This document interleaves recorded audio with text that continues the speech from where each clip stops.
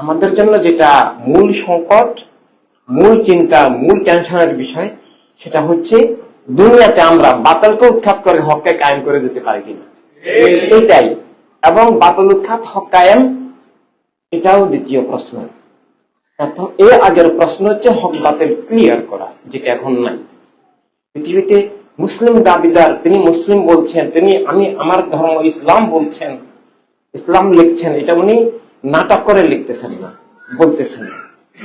72 ফেরকার সবাই নিজেকে মুসলিম মনে করে এবং ওদের দিনকে ওরা মানে আমার ধর্ম ইসলাম, আমার দিন ইসলাম, এটা ওরা 72 ফেরকা যেগুলো হাদিস শরীফে ঘোষিত জাহান্নামী, আমরা তাদেরকে কাফের বলি, বাতিল বলি, জাহান্নামী বলি, ওরাও নিজেদেরকে অমুসলিমও মনে করে না এবং ওদের ধর্মকেও ইসলাম ছাড়া অন্য কোনো ধর্ম মনে করে না। ঠিক কবরেও তাই হবে।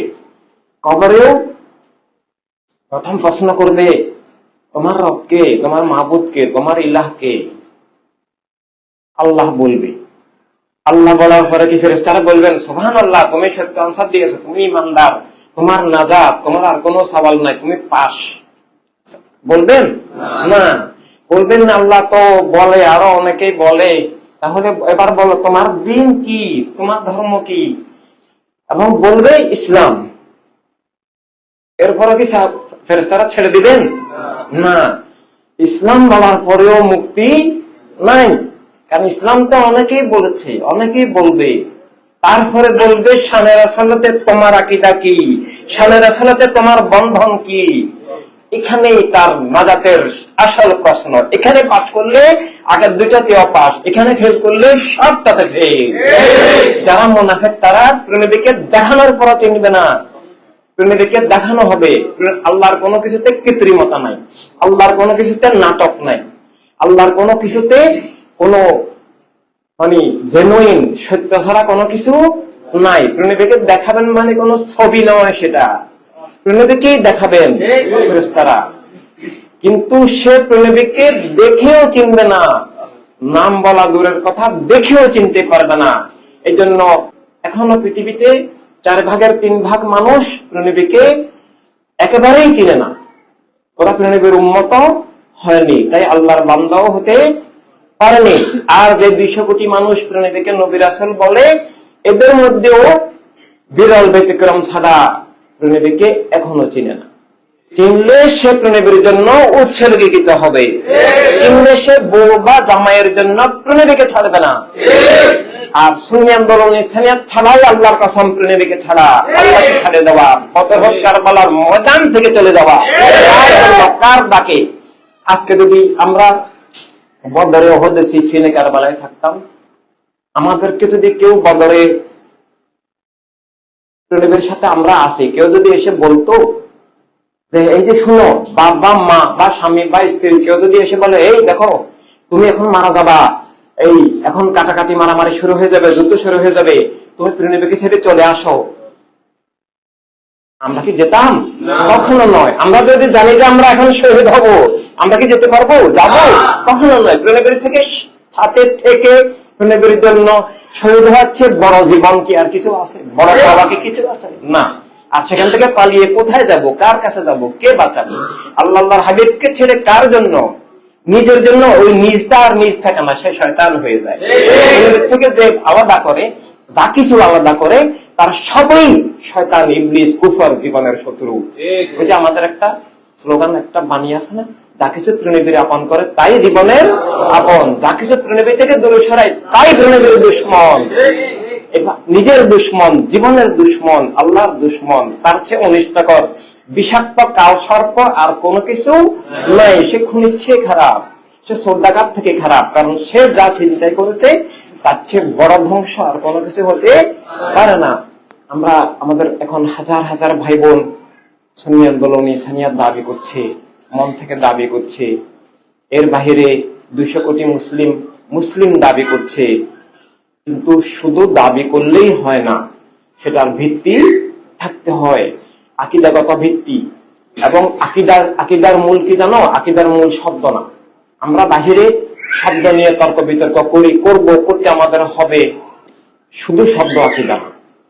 শুধু হাজার নাজার বলল, স্বীকার করলো, আলমে গায়েব স্বীকার করলো, নূর স্বীকার করলো, আল্লাহ রাসূল স্বীকার করলো, ঈদে আজম শহীদ দিবস স্বীকার করলো, হক বাতিল স্বীকার করলো, বাতিলকে বাতিল জানলো, হককে হক বললো, আইনগত ভাবে এটা ইমানদার মানে সাব্যস্ত হয় আর কি।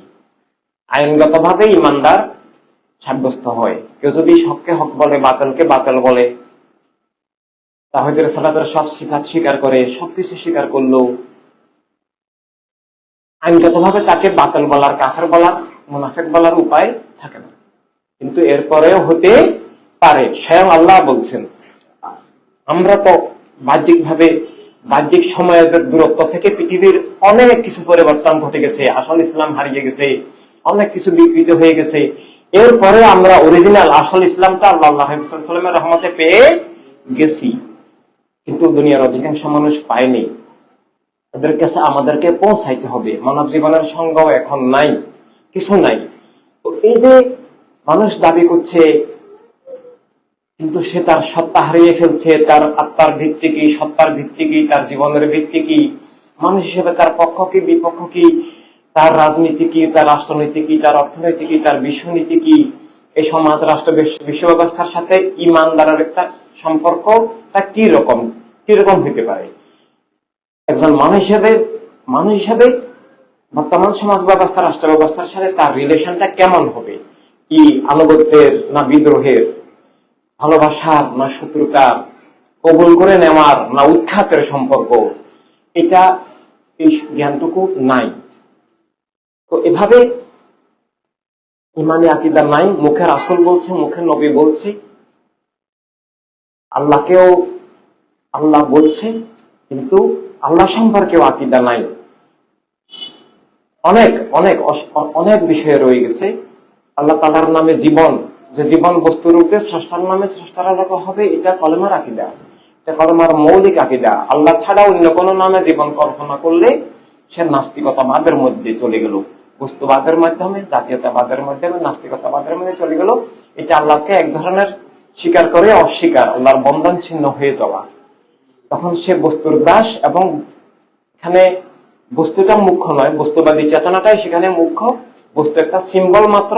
বস্তুকে উপলক্ষ করে দেশ, রাষ্ট্র, ভাষা, বর্ণ, গোত্র, লিঙ্গ, এভাবে এসব জাতীয়তাবাদের মাধ্যমে বস্তুকে সামনে রেখে আল্লাহর পরিবর্তে বস্তুর উপাসনা, বস্তুর দাসত্ব, বস্তু পূজা, এবং বস্তুর নামে আত্মা, সত্তা এবং বস্তুবাদী চেতনার গ্রাসে চলে যাওয়া, এবং বস্তুবাদী দৃষ্টি, বস্তুবাদী মন মগজ তৈরি হওয়া। এই বস্তুবাদী মন মগজেরই একটা মানে অংশ, একটা অধ্যায়, একটা পাঠের নাম বাতিল ফারকা। যে নবীরা তো মরে গেছে, এই হয়েছে, সেই হয়েছে, মানে এসব এত তারিখে এইভাবে এই হয়েছে, আসছে, মানে এই যে এগুলো বস্তুবাদী ভাষায় কথা বলা, বস্তুবাদী ভাবধারায় চিন্তা করা, বস্তুবাদী দৃষ্টিভঙ্গি থেকে নবীদেরকে দেখা, আহলে বায়তকে দেখা, স্বামী আল্লাহ হাবিব সাল্লাল্লাহু আলাইহি সাল্লামকে দেখা, এরকম ভাবে এমনকি কোথাও ঘূর্ণিঝড় তুফান হলে আল্লাহ দিছে বলা, এগুলো আল্লাহ তাআলা সম্পর্কে বদাকিদা, যে বিপদ আপদ হয়েছে এটাকে আল্লাহর নামে চালিয়ে দেওয়া। এগুলোর বিপদ আপদের কারণ হচ্ছে বাতিল ফিরকা, বস্তুবাদ, দিনে বাতিল, তাদের মুলুকিয়ত এবং তাদের বিভিন্ন অপকর্ম। পৃথিবীতে পরিবেশের ভারসাম্য নষ্ট করলে, পাহাড় কেটে ফেললে, গাছপালা কেটে ফেললে, জলাধার ভরাট করে ফেললে, পরিবেশ দূষণ করলে, অ্যাটম বোম ফুটাইলে, এবং বিভিন্ন অনাচার অত্যাচার জুলুম হলে পৃথিবীতে বিপর্যয় নেমে আসবে। এটা ন্যাচারাল, এটা ন্যাচারাল, ঠিক। আর ভালোভাবে চললে ভালো পরিবেশ তৈরি হবে, এটাও ন্যাচারাল। এটা সবকিছু আল্লাহ সাল্লাল্লাহু বিধান, সবকিছুর একটা ক্রিয়া প্রতিক্রিয়া আছে। এভাবে এগুলোকে আল্লাহর নামে চালিয়ে দিই, মোল্লারা এগুলো আল্লাহর নামে চালিয়ে দিই। এভাবে কেউ খুন করলো, জুলুম করলো, যদি এটা আল্লাহর নামে চালিয়ে দেয়, আর খুনিকে, জালেমকে, অপরাধীকে, রেপিস্টকে বলে যে না, ওর কোনো দোষ নাই, এটা তকদির, এটা আল্লাহর হুকুম, এটা কি, এটা দোষটা আল্লাহর উপরে চাপিয়ে দেওয়া হলো, তাহলে তো খুনির, অপরাধীর, জালেমের আর বিচার করা যাবে না। এগুলোই চালায়, এ ধরনের অনেক বিকৃতি। তাই মানে আকীদা, ইমানি আকীদা নাই। কলেমার উচ্চারণ আছে, কলেমা নাই। কোরআন পাকের তেলাওয়াত করা হয় বাণিজ্যিক উদ্দেশ্যে, ভণ্ডামের জন্য, এবং আরো অনেক কারণে। অথবা কেউ শুদ্ধ ভালো নিয়তে করলেও উনি কলেমা পান নাই, কলেমা উচ্চারণ করেন কিন্তু কলেমা আসলে পান নাই। কোরআন পাক উচ্চারণ করেন কিন্তু কোরআন পাকের নূর, হেদায়েত, এলেম পাননি। এভাবে নামাজের, যাকাত, এগুলা করেন আমল, কিন্তু ইমান নাই। আর সে আমলগুলো প্রকৃত আমল হচ্ছে না। কারণ যখন বাতিলের আগ্রাসন, যখন হকের বিলুপ্তি, তখন ইমানি সবচেয়ে বড় দায়িত্ব বাতিল উৎখাত হক কায়েম। আর বাতিল উৎখাত হক কায়েমের জন্য যেই জিনিসটা প্রয়োজন সেটা হলো মুলকিয়ত উৎখাত খেলাফত কায়েম। আর মুলকিয়ত উৎখাত খেলাফত কায়েম করতে হলে যেটা লাগবে সেটা হলো যে ইনসানিয়াত বিপ্লব। আর ইনসানিয়াত বিপ্লব করতে গেলে যেটা লাগবে সেটার জন্য বিপ্লবী ইনসানি লিডার তৈরি হতে হবে। বিপ্লবী ইনসান লাগবে। ফুলের মালা বানাতে গেলে ফুল লাগে, মুক্তার মালা বানাতে গেলে মুক্তা সংগ্রহ করতে হবে। এই জন্য আমরা এখন আমাদের সময়গুলো একমাত্র আল্লাহ হাবিব সাল্লাল্লাহু আলাইহি ওয়াসাল্লামের জন্য, একমাত্র দিন মিল্লাত মানবতার মুক্তির জন্য, বাতিল উৎখাত হক কায়েম, আবার আসল ইসলামের বিজয়। আসল ইসলাম বললে অনেক কিছু বোঝায়, আমরা ইনসানিয়াতকে আলাদাভাবে বলি মানুষ বোঝার জন্য। ইসলাম সম্পর্কে মানুষের যে বর্তমান ধারণা সেটা হচ্ছে ভুল, তার কারণে বলতে হয়। ইসলাম বললে আসলে সবকিছু চলে আসে ইমানের ভিত্তিতে, শরীয়ত, তরিকত, খেলাফত, ইনসানিয়াত সবই আসে। কিন্তু এটা আমাদের ইসলামের মধ্যে মুসলিম দাবিদাররাও যেমন বুঝে না, তেমন বাহিরেও ইসলাম সম্পর্কে বিকৃত ধারণা আছে। বাইরে ইনসানিয়াতের বিপরীত হিসাবে ইসলামকে দেখানো হয়, খেলাফতের বিপরীত হিসাবে দেখানো হয়, মানবাধিকার বিপরীত হিসাবে দেখানো হয়, গণতন্ত্রের বিপরীত হিসাবে দেখানো হয়।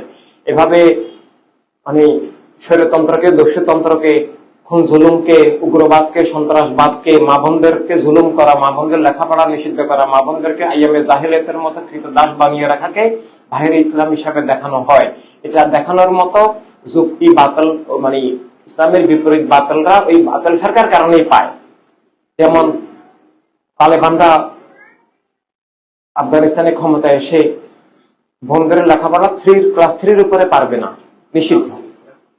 এমনকি যে সমস্ত ছাত্রীরা মেডিকেল কলেজে ছিল, ওদের কারো 3rd ইয়ার 4th ইয়ার পার হয়ে গেছে, ইন্টার্ন করছে, তারপরে ওদের লেখাপড়া বন্ধ করে দিয়েছে, না মেয়ে ডাক্তার লাগবে না। তো মেয়ে ডাক্তার যদি না হয় তাহলে যে লেখাপড়া হারাম, মেয়ে ডাক্তার না হলে মা বোনদের চিকিৎসা কে করবে? ওরা বলছে যে না, চিকিৎসা লাগবে না, মরে যাক। এই হচ্ছে ওদের অবস্থা, ওরা সেটাই চায়। তো এইভাবে ইসলামের নামে আইয়ামে জাহিলিয়াত কায়েম হয়ে গেছে, আর এগুলোকে সারা বিশ্বে শো করা হয়।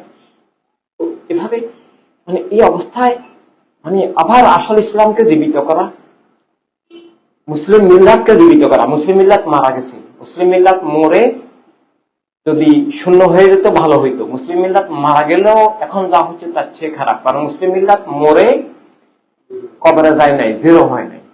মুসলিম মিল্লাত নীতিগত ভাবে, আকীদাগত ভাবে মরেছে, কিন্তু সব মুসলিম বাতিলের দালাল হয়ে গেছে। এটা মৃত্যুর চেয়ে ভয়ঙ্কর। দৈহিক মৃত্যু, শারীরিক মৃত্যুর চেয়ে এটা অনেক বেশি ভয়ঙ্কর। শারীরিক মৃত্যু কাউকে জাহান্নামে নিবে না যদি ঈমান থাকে, যদি বাতিল থেকে মুক্ত থাকে, যদি হকের সৈনিক হয়। কিন্তু এই মৃত্যুটা জাহান্নামে অবশ্যই নিবে, আত্মিক মৃত্যু। মুসলিম মিল্লাত জীবিত থাকলে আজকে এভাবে আমাদেরকে খুন জুলুম করতে পারতো না। মুসলিম মিল্লাত জীবিত থাকলে সে হিন্দুর জন্য হিন্দুস্তান বলতে পারে না। এটা মুসলিম মিল্লাতের ভাষা নয়, ইসলামের ভাষা নয়, কলেমাকরণের ভাষা নয়, ইমানের ভাষা নয়। এটা কোনো মুসলমান ভাবতেই পারে না। এমনকি মানুষ হিসাবেও মানব জীবন জীবিত থাকলেও বলতে পারে না রাষ্ট্র এক ধর্মের হবে, এক জাতির হবে, এক গোত্রের হবে, এক ভাষাভাষীর হবে, এক শ্রেণীর হবে, এক লিঙ্গের হবে। একটা মানে এভাবে দস্যুতন্ত্রকে মানে সমর্থন দিয়ে সব মানুষের জীবন স্বাধীনতা অধিকার অস্বীকারের সাথে সাথে সত্যকে অস্বীকার, আল্লাহ তাআলার কর্তৃত্ব অস্বীকার, হাবিব সাল্লাল্লাহু আলাইহি ওয়াসাল্লামের রিসালাতের যে দান, সব মানুষের ইজ্জত, নিরাপত্তা, স্বাধীনতা, অধিকার, আত্মমালিকানা, জীবনের মালিকানা, দুনিয়ার মালিকানা, সংসার যে সত্য উপলব্ধি করার যে পরিবেশ, খেলাফতে ইনসানিয়াত, সেটা অস্বীকার করলে সেই ইমানদারও নয়, মানুষও নয়। সব হারিয়ে গেছে, সব বিলুপ্ত হয়ে গেছে এবং বিপরীত ধারা কায়েম হয়ে গেছে। এই অবস্থায় আবার নিজেকে বাঁচানো, নিজের অস্তিত্বকে বাঁচানো, নিজেকে প্রেমবীর করে রাখা, যে আমার সব চিন্তাই করতে পারে, আমার সব চলে যেতে পারে, আমার স্বামী বা স্ত্রী চলে যেতে পারে, আমাকে বাপ মা ত্যাগ করতে পারে, আমার সহায় সম্পদ চলে যেতে পারে, আমার জীবনের সব সুখ চলে যেতে পারে, সব দুঃখ আমাকে গ্রাস করতে পারে, এমনকি আমার শাহাদাত হতে পারে, তবুও কোনো কিছু, কোনো শক্তি আমাকে প্রেমবীর থেকে আলাদা করতে পারবে না। প্রেমবীর সাথে থাকা মানে কি? মদিনাতুল মুনাওয়ারার দরবারে আজমে বসে থাকলেও তো প্রেমবীর সাথে আছে এটা বলা নিশ্চয়তা নাই। এমনকি প্রেনবী যখন প্রেনবী আউয়াল আখির জাহের বাতেন হাজার গায়েব দায়েম কায়েম সব আল্লাহ তাআলার ঘোষণা প্রেনবী প্রাণের চেয়েও নিকটে, কিন্তু জাহেরি ভাবে যখন সবার সামনে দৃশ্যমান, তখনও প্রেনবীর কাছে এসে যখন কলেমা পড়ে মুসলিম হওয়ার পরেও আল্লাহ বলছেন তোমরা আমার প্রেনবীর সাথে নাই। হয়তো বাহ্যিক দূরত্ব 1 গজ 1 ফিট, সাথেই বসা বা দাঁড়ানো যাই হোক, প্রেনবীর সাথে মসজিদে নববীতে নামাজ পড়ছে, আল্লাহ বলছেন না তোমরা আমার প্রেনবীর থেকে এত দূরে যে এটা মানে বিলিয়ন আলোকবর্ষের চেয়েও দূরে, কোটি কোটি মাইল, 1 বিলিয়ন হতে তো 100 কোটি লাগে, মানে বিলিয়ন বিলিয়ন মাইল প্রেনবী থেকে দূরে। তো দূরে হলেও ভালো ছিল, দূরে না দূরে হলেও ভালো, তারপরে যদি প্রেনবীর হয় না, তুমি প্রেনবীর থেকে বিচ্ছিন্ন। দূরে আর বিচ্ছিন্ন অনেক বেশ কম আছে, দূরত্ব ঠিক নয়, কিন্তু বিচ্ছিন্নতা তো আরো ভয়ঙ্কর। তুমি আমার প্রেনবীর হইতেই পারো নাই, আমার হইতেই পারো না, করলাম তুমি ইমানদার দাবি করিও না। কে বলছেন? আল্লাহ বলছেন। কাদেরকে বলছেন? সাহাবী নামদারে কিছু লোককে। কত ভয়ঙ্কর ব্যাপার দেখো। আর সেখানে আমাদের অস্তিত্ব কেমন হতে হবে, মানে সুন্নি আন্দোলন ইনসানিয়তের ভাই বোন, এই যুগে এখন থেকে কিয়ামত পর্যন্ত এই মিল্লাত মানবতার উদ্ধারকারী রক্ষক দিশারি কে? কি ঢাকা আলিয়া মাদ্রাসা, না মুস্তফানগর মাদ্রাসা, না ষোলশহর মাদ্রাসা, না সরসিনা মাদ্রাসা? কোনটাই নয়, একমাত্র এই সুন্নি আন্দোলন ইসলামিক বিপ্লব। তুমি আমি, আমরা আমরা আমরা এবং আমাদের জেনারেশন টু জেনারেশন ধারা, জেনারেশন বংশীয় হইতে পারে, জেনারেশন বংশের ঊর্ধ্বে আত্মিক জেনারেশনই আসল জেনারেশন। এভাবেই মানে আমাদের বাহিরে কোথাও কোথাও যদি সত্যের একটা বিন্দু মাত্র বিন্দু পাওয়া যায়, আমরা একাকার হয়ে যাব না, কিন্তু সেটার উপায় নেই। না পাক তো গ্রহণ করা যায় না, দুধের মধ্যে যদি মুখ থাকে সেটা তো আর খাওয়া যায় না। পানির মধ্যে যদি বলে যে না বিষ বেশি নাই, মাত্র 1% বিষ, সাইনাইড তো 1% লাগে না, 1000 ভাগের 1 ভাগও যদি সাইনাইড থাকে, ওইটাই ওইটাই মানে মৃত্যুর জন্য যথেষ্ট। বলেছেন না এখানে তো অনেক ভালো পানি, জমজমের পানির সাথে যদি বিষ মিশিয়ে দিক তবুও কোনো বাঁচার উপায় থাকবে না। এভাবে মানে ইসলাম বলার মতো পৃথিবীতে এখন কোথাও কিছু নাই, মুসলিম স্বীকার করার মতো কিছু নাই, মানুষ স্বীকার করার মতো কিছু নাই। তার মানে সত্য নাই, ইমান নাই, কলেমা নাই, দ্বীন নাই, কোরআন পাক নাই, আছেই কিন্তু মানুষের জীবনের মধ্যে নাই, কোরআন পাকের বন্ধন নাই, আলো নাই, কিছু নাই। মাদ্রাসা মসজিদগুলো, খানকাগুলো বিরল ব্যতিক্রম ছাড়া প্রায় সব বিরল ব্যতিক্রম ব্যক্তি থাকতে পারে, প্রতিষ্ঠান নাই, কিছুই নাই। এভাবে সবগুলো বাতালের এজেন্ট, বাতালের দালাল, কোন না কোনো বাতালের অথবা সব বাতালের দালাল হিসেবে কাজ করছে, মুলুকিয়তের এজেন্ট হিসেবে কাজ করছে, বস্তুবাদের এজেন্ট, বাতাল ফারকার এজেন্ট, মুয়াবিয়াজিদের এজেন্ট হিসেবে কাজ করছে। সেখানে হকের ধারক আমরা, আর আমাদের জীবনগুলো কেমন হওয়া উচিত সেটা আমাদেরকে বুঝতে হবে। আমরা যদি বিপ্লবী না হই, বিপ্লব হবে না। আমরা বিপ্লবী হতে হবে। বিপ্লবী হওয়া মানে প্রেমের প্রেমে উৎসর্গীকৃত হওয়া। যা কিছু করব প্রেমের প্রেমে, দিন মিলাত মানবতার মুক্তি সাধনায় করব, এবং সুখে থাকি দুঃখে থাকি, সমস্যা হোক সংকট হোক, কেউ আমাদেরকে গ্রহণ করুক না করুক, আমরা সবকিছুর দুনিয়ার সব চাওয়া পাওয়া কামনা বাসনার ঊর্ধ্বে উঠে লা ইলাহা ইল্লাল্লাহর আরেক অর্থ হলো লা মাকসুদা ইল্লাল্লাহ, যে আল্লাহর হাবিব ছাড়া আমার কোনো উদ্দেশ্য নাই, জীবনের চাওয়া পাওয়া নাই, কিছুই নাই। লা মাহবুবা ইল্লাল্লাহু ওয়া রাসূলুহু সাল্লাল্লাহু আলাইহি ওয়াসাল্লাম, আল্লাহর হাবিব ছাড়া আমার আর কোনো প্রেমই নেই। আমার হৃদয় কেবল আল্লাহর হাবিবের প্রেমের জন্য। আর সেই প্রেমের ভিত্তিতে হবে আমার অনেক আপনত্ব, ভালোবাসা, অথবা শত্রুতা, অথবা অর্জন, অথবা বর্জন, অথবা নিকটতম হওয়া, অথবা দূরে যাওয়া, সবকিছু। এই জন্য তোমাদের জীবনগুলো হতে হবে বর্তমান বিশ্বের 800 কোটি মানুষের জন্য দৃষ্টান্ত, মডেল, দিশা, অনুসরণীয়, এবং কিয়ামত পর্যন্ত সব মানুষের জন্য দিশা, শিক্ষক, উদ্ধারকারী, রক্ষক, মডেল। এভাবে হতে হবে প্রেমের মডেল।